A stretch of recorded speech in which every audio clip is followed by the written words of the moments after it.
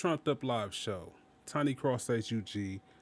Continue on with the American Power segment, right? This individual who we're going to talk about today, we're going to talk about, her name is, I believe, Maria Salazar. I believe it's Maria Salazar. She's out of Cuba. I'm not sure of her citizenship, but currently she has some type of citizenship, right? Her parents were refugees out of Cuba. She wants to pass what is known as the Dignity Act, which allows illegal immigrants to the opportunity for 7 years to apparently step up out of hiding, pay a fine of $7,000 a year plus 1% of their wages. Accordingly, right, I believe it's just a scheme for her to allow people that look like her with the opportunity to buy time and be in this country and give them some form of status in this country when they already have a dignified way of being in this country, whether it's through TPS, visa, H-1B visas, humanitarian efforts, just like what her parents got. But apparently she wants to subvert the system, and her bill is apparently a bipartisan bill. Both Democrats and Republicans. However, she doesn't understand, and she dedicated a book to Donald Trump in order to pass the Dignity Act. She doesn't seem to understand that the essence of what's going on right now is America wants its culture back. America wants make America great again speaking in terms of not under the Ronald Reagan administration, but under the Trump administration means nationalism,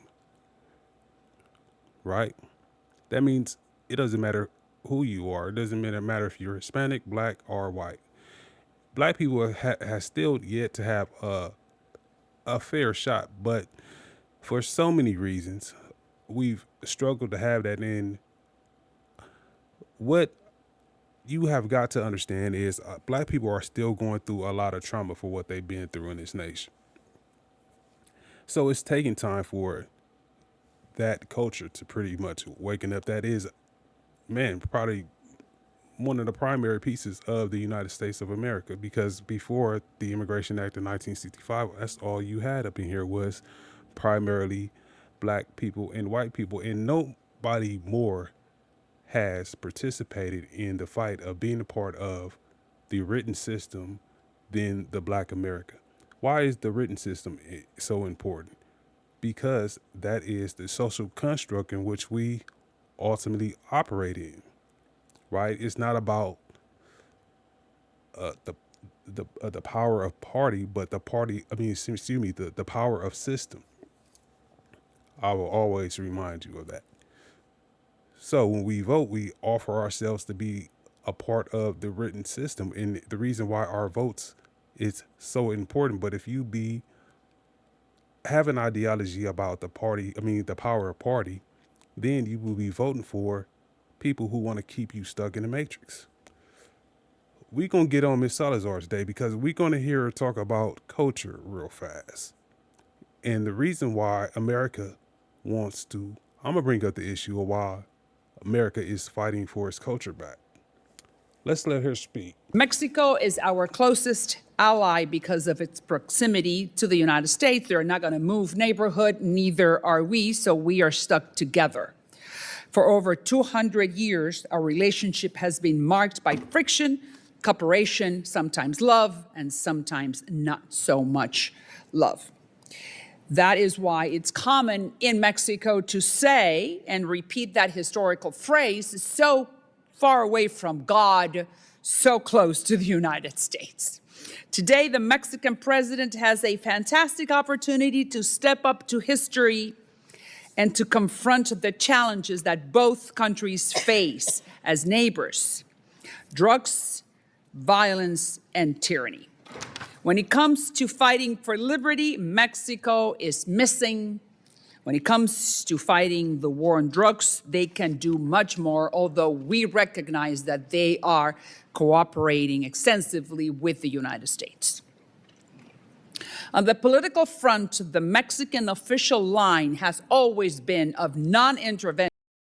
Listen, I gotta say something before I get copyrighted, because when you think about, in terms of Mexican fight for liberty, this is something that the black person has been fighting for so long in this country, which leads to the 4 points of ethos which I have for this American Power segment, which is one of the points. The main point is responsibility.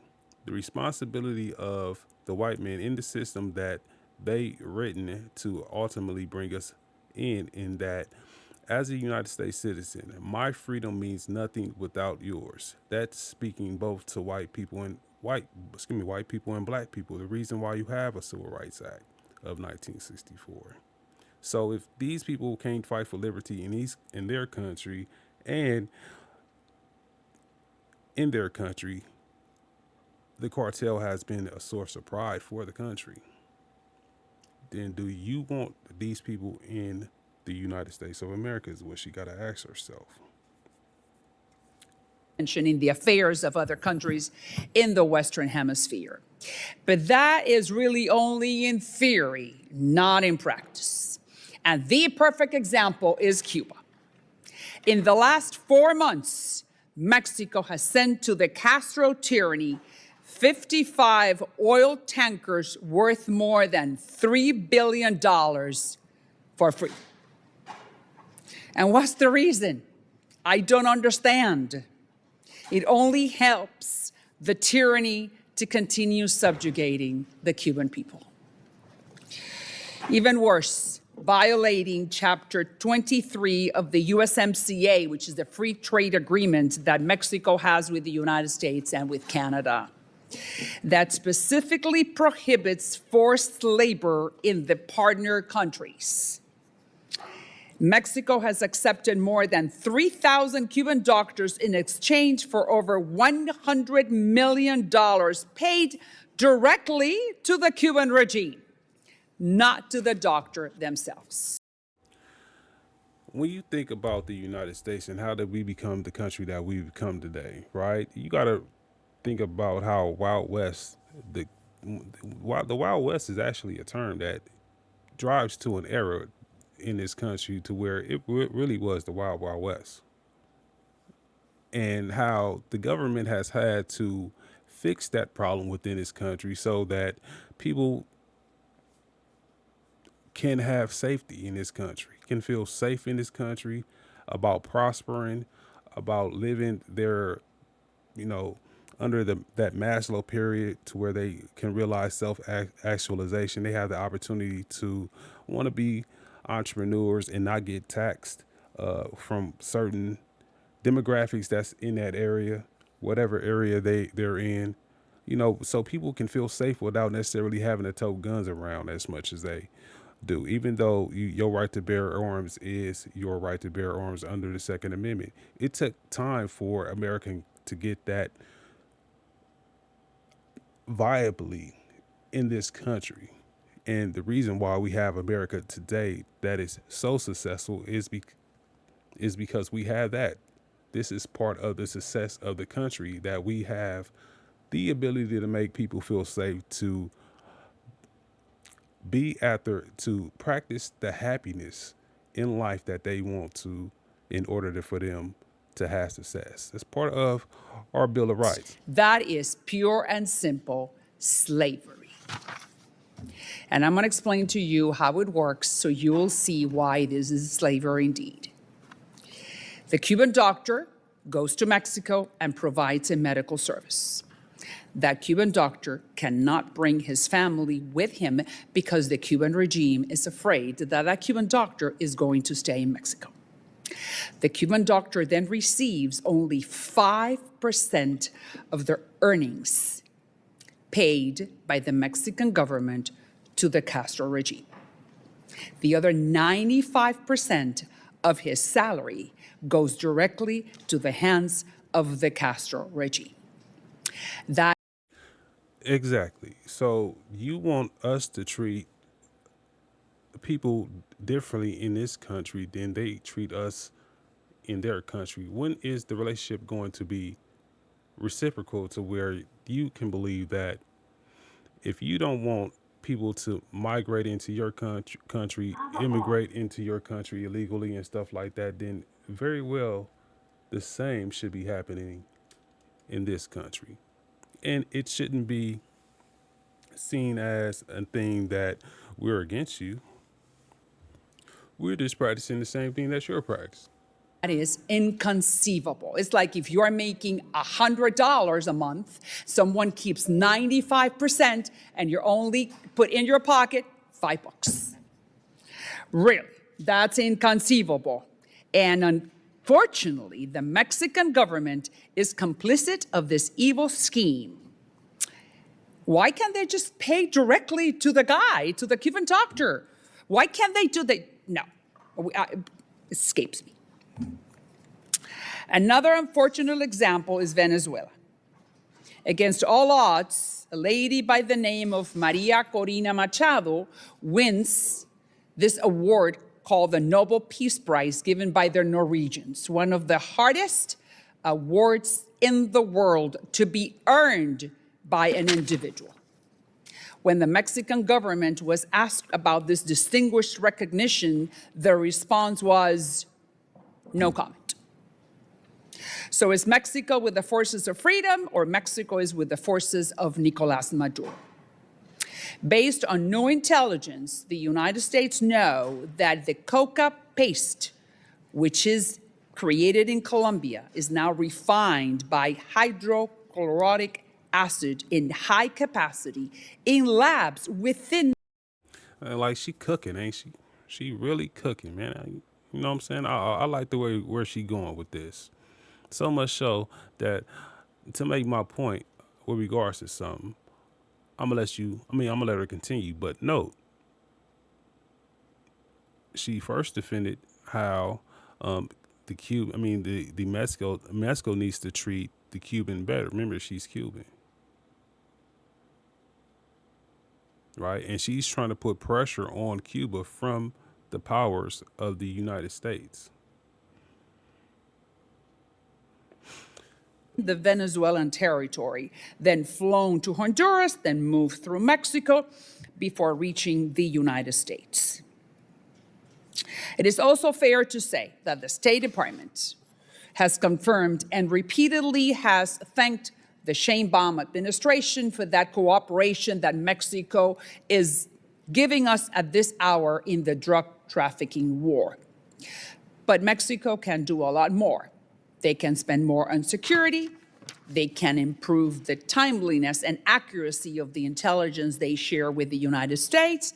They can capture and put in prison the big mafia bosses of the Jalisco Nueva Generación and the Sinaloa cartel, who, as according to news reports, they walk the streets of Jalisco freely with no consequences.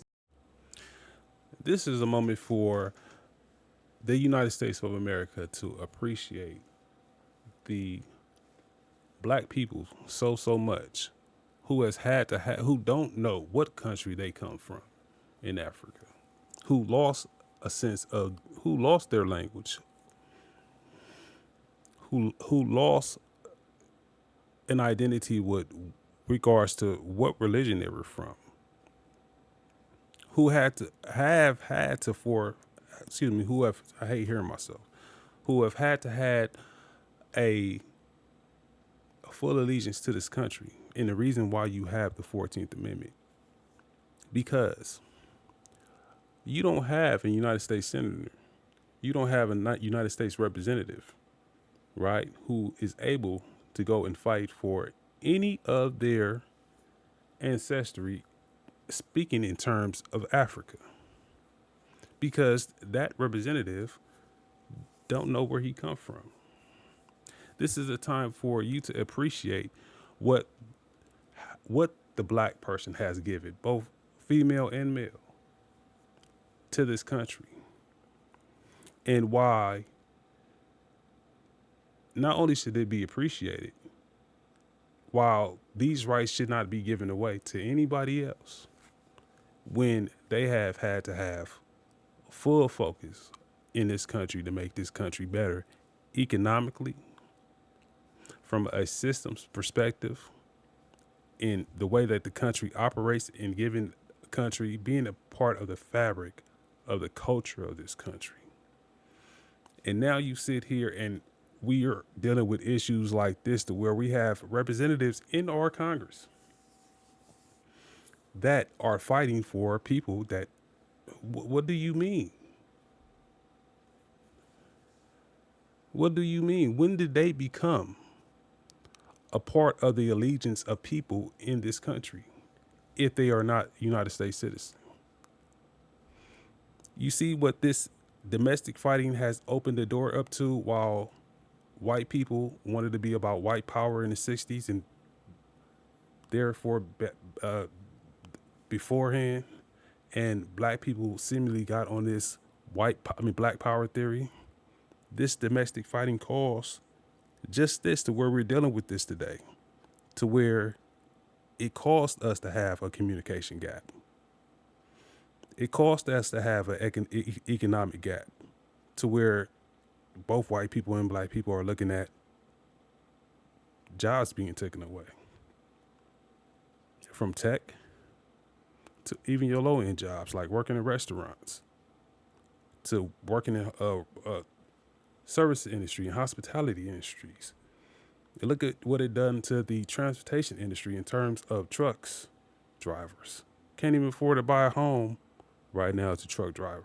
That's like almost impossible if you don't stay down south. But if you stay in California, you think you're gonna buy a house as a truck driver, boy, you're gonna be on the road for a very, very long time. 50% of their wages have gone away due to immigration, illegal immigration. So this is a time for black people and white people to see each other for what they are in this nation, in the building of the culture of this nation, in the building of the written system in this nation, as brothers. To Mrs. Sheinbaum, the president of Mexico, this is a crucial moment for us as neighbors. Mexico has you, the first female president, who can rise to the challenge of leadership. Mexicans are the largest Hispanic group in the United States. And I, Maria Salazar, representing District Number 27 in Miami, I'm the strongest supporter in the United States Congress of Mexicans with paper and without papers, because I have introduced the Dignity Act, which is to bring out of the shadows millions of the Mexicans immigrants who are in this country, who are working hard, who are giving us their labor, who have not committed a crime, who are very good part of our society and our communities. I want to give them a better life. But I also call on their president, President Sheinbaum, to rise to the challenge, to stand for democracy in Cuba and in Venezuela, and to stand for justice and show a stronger hand when it comes to deadly drugs poisoning both our nations. And there you have it. So what is the point that I want to draw into this? The point that I want to draw into this is that she's bringing up all the culture that we're saying as American citizens that we don't want in this country. That she's bringing up something that we have locked generations of black people up for, in dealing drugs for this country, for these countries who seemingly don't even appreciate black people no more.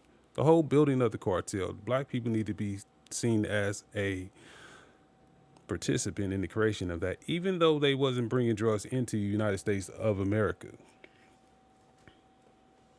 And something that has become a pride in a place like Mexico, Venezuela, and Colombia, Argentina.